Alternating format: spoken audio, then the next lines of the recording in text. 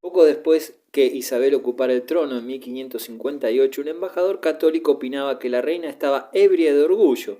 Un observador benévolo hubiera preferido decir que Isabel era una mujer voluntariosa, ya que esta soberana sabía muy bien lo que quería. Las angustias de su juventud habían producido su impacto. Isabel había sabido prescindir de toda clase de ilusiones. La reina no demostró jamás convicciones religiosas muy profundas, ni durante sus años jóvenes ni en su edad madura.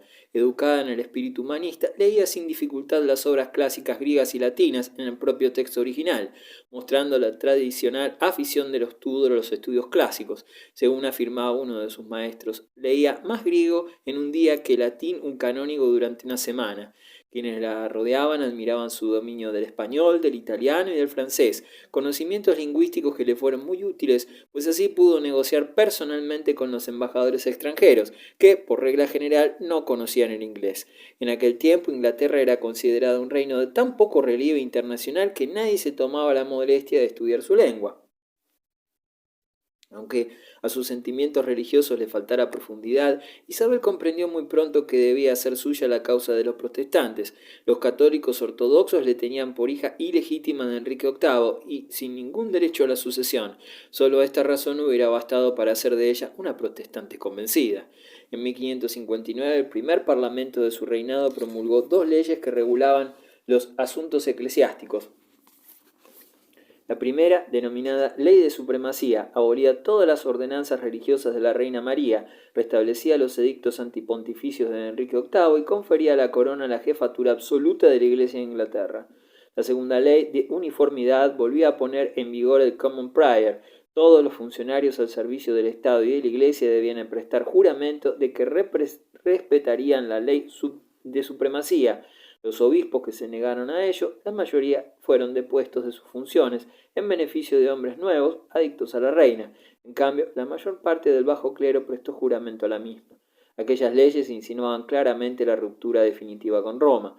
El Papa ya no podría nunca ejercer su poder en Inglaterra. Ambos textos fueron complementados en 1562 con los 39 artículos de la llamada Confesión de Westminster, que trataron de coordinar la doctrina oficial con el calvinismo. Sin embargo, cabía señalar una desviación notable en cuanto a formas externas. Se mantenía el episcopado y quedaban en vigor varias prácticas católicas. La Iglesia de Inglaterra adoptó así la forma que ha conservado, más o menos intacta, hasta nuestro día. Una soberana fuera de serie. Tanto por la línea paterna como por la materna, soy de puro origen inglés, solía repetir Isabel al principio de su reinado, y al contrario de mi difunta hermana, no tengo una gota de sangre española en las venas. Esta declaración constituía todo un programa de legitimidad nacional. Isabel quería vivir en su país y para su país, y no hubiera abandonado su reino ni siquiera a cambio de la mitad del mundo, como dijo un día uno de sus infinitos pretendientes, Eric XIII de Suecia. Trataba de demostrar a sus súbditos y a las demás naciones que el hecho de ser inglesa era un honor suficiente, y así el pueblo amó a su nueva soberana por su indefectible confianza en todo cuanto era inglés y por su voluntad, más patente que real, de sacrificar su felicidad y su bienestar personales al bien del país. A los ingleses les gustaba ver a su reina desconcertar a los soberanos extranjeros y burlarse de los más astutos y agudos diplomáticos. Apreciaban a su soberana por sus cualidades y porque decía que nunca intentaba disimular sus defectos. Lo cierto es que la reina Isabel se preocupaba mucho de su popularidad, deseaba el amor de su pueblo y se sentía orgullosa de gobernar tan bien como un hombre. En las entrevistas diplomáticas Isabel podía vérselas con cualquier embajador y como sabía mentir mejor que nadie en el mundo, superaba en general a sus adversarios en diplomacia. No por ello se sentía menos femenina y quería ser admirada como tal, como la más encantadora, hechicera y tentadora mujer del país. A pesar de su poder absoluto, Isabel no fue en modo alguno déspota para su pueblo. En cambio, para quienes la trataban más de cerca, es decir, sus ministros favoritos, oficiales y diplomáticos, era un verdadero tirano. No bastaba con que asistieran a la reina con celo y fidelidad. Éste exigía además que le hicieran la corte y le dedicaran madrigales, elogiando su conocimiento del latín, el brillo de sus ojos, el esplendor y elegancia de sus vestidos. En los últimos años de su reinado, la reina poseía nada menos que 3000 trajes, pues era demasiado avara para desechar uno solo. Cuenta el historiador Juan Lingard que, Como le pareciese al obispo de Londres muy impropio de la edad de la reina esta pasión por los adornos, aderezos y joyas, trató en uno de sus sermones de alejar su espíritu del vano lujo de la tierra y elevarlo a las riquezas del cielo. Entonces la reina Isabel dijo a sus damas que si el obispo volvía a tocar aquella materia, sería ella quien le prepararía a él el camino del cielo, a donde le harían ir a la fuerza, sin báculo ni manto. El obispo, por supuesto, observó en lo sucesivo un prudente silencio. Exigía también a los señores que la rodeaban que le escribieran cartas de amor. A los 60 años aún se encolerizaba cuando sus ministros y generales no le prestaban sus informes en el tono y actitudes de un hombre en presencia de la mujer a quien ama, y a la que además venera como a un ser superior. La reina era también frívola y coqueta en su vida privada. Le gustaba ver cómo mariposeaban los jóvenes en la corte. Todo buen danzarín, todo conversador brillante de prontas respuestas podía contar con su beneplácito. Este interés por el sexo opuesto no decreció con la edad, sino al contrario. Cada favorito de la reina tenía su sobrenombre particular. El conde de Leicester era la niña de sus ojos. Christopher Houghton, tan habilidoso en la danza que la reina no podía apartar sus ojos de él en los bailes de la corte, era su rayo de sol, y el primer ministro, Guillermo William Cecil, su vida. Todos aquellos hombres se veían halagados por la soberana y colmados de obsequios. A cambio de ello, debían estar dispuestos a abdicar por completo de su libertad. En los últimos años de su vida, en especial, Isabel velaba celosamente para que aquellos jóvenes no se casaran de improviso, y en todo caso que no lo hicieran sin su permiso. ¿Cómo podía abandonar si ella, su reina, soportaba un eterno celibato? Por lo que respecta a su carácter, Isabel parecía haber heredado la naturaleza iracunda de su padre. La menor descortesía, la provocación más leve era capaz de excitar su furor. Siempre cuando hablaba, sus palabras iban acompañadas de juramentos y en los instantes de cólera prodigaba imprecaciones o insultos. A veces no se contentó con palabras, arrancó el collar de Houghton, dio una bofetada al conde mariscal y escupió encima a un tal Mateo, porque le desagradaba la afección de su traje. La reina virgen que cortejó a Europa. Su majestad aprisiona el alma de los hombres, decía Houghton, que hablaba con conocimiento de causa. Ha causado numerosas víctimas entre unos adolescentes que apenas podían entrever lo que les esperaba. Estos jóvenes de la reina gozaban de amplios privilegios, pero tanto para ellos como para los demás existía un límite infranqueable que no debían traspasar. Isabel, siempre recelosa, se ponía en guardia en cuanto se trataba de política gubernamental. La soberana aparecía muy poco cuando se celebraban las reuniones de su consejo privado, y si lo hacía era habitualmente para castigar a uno de sus miembros. Demasiado sabían los grandes señores de su corte lo peligroso que era provocar su cólera. En cierta ocasión, uno de sus favoritos, el conde de Essex, recibió en pleno consejo una sonora bofetada, acompañada de una enérgica maldición. Violencias corrientes y habituales en la reina, como ha dicho uno de sus numerosos admiradores. Isabel podía mostrarse suave como el viento del oeste en una mañana de verano, pero podía también estallar en accesos de rabia mal reprimida y entonces, desgraciado de quien se cruzara en su camino. No podemos por menos de compadecer a un embajador español que, tras una audiencia muy penosa, exclamó desesperado: «Esta mujer debe tener por lo menos 100.000 diablos en el cuerpo, aunque me repita de continuo que desea hacerse monja para pasar el resto de su vida en oración en la celda de un claustro». La complejísima personalidad de Isabel sigue siendo un enigma psicológico.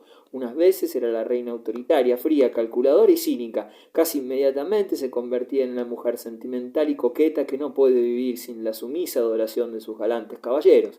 Cuando Isabel ocupó el trono, era sin duda uno de los mejores partidos de Europa.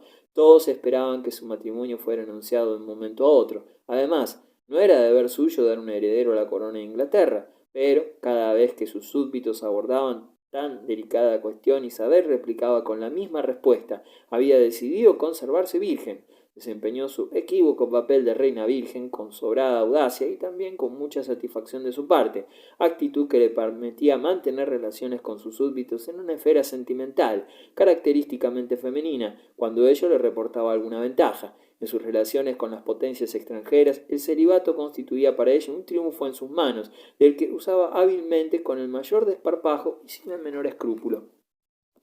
Entre los príncipes que solicitaron su mano figuran Felipe II de España, Eric XIV de Suecia, Carlos IX de Francia, el hermano de este, el duque de Alençon, y por último algunos miembros de la familia imperial de Viena.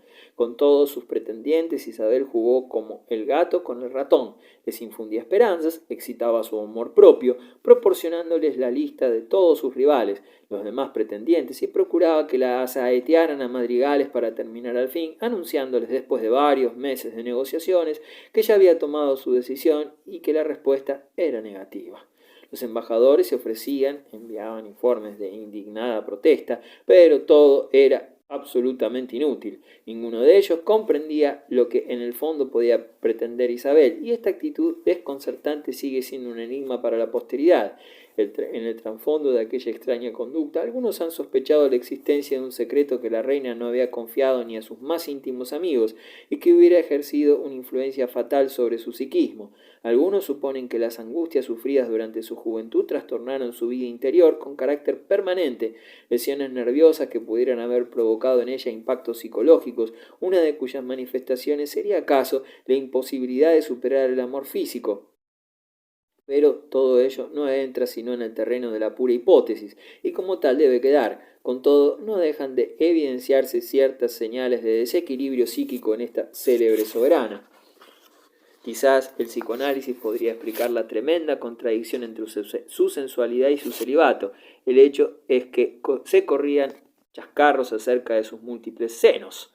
El programa político de la reina Isabel puede resumirse en la divisa tradicional de la política inglesa: espera y mira, wait and see. La soberana temía siempre el fracaso, retrocedía ante las más graves decisiones y frente a las actitudes irrevocables. Nada de heroico se ve en su personalidad, a pesar de los grandes resultados obtenidos, y nada de heroico existe tampoco en su actitud ante la vida, aunque la posteridad considere su época como el tiempo de los héroes en Inglaterra. A Isabel le gustaba muy poco luchar en un fair play o juego limpio, prefería depositar sus esperanzas en las astucias de la diplomacia. El papel de protectora del protestantismo europeo no la trajo tampoco gran cosa. Isabel se contentó con mantener la paz todo el tiempo que le fue posible en las condiciones más ventajosas. Cecil y las relaciones con Francia.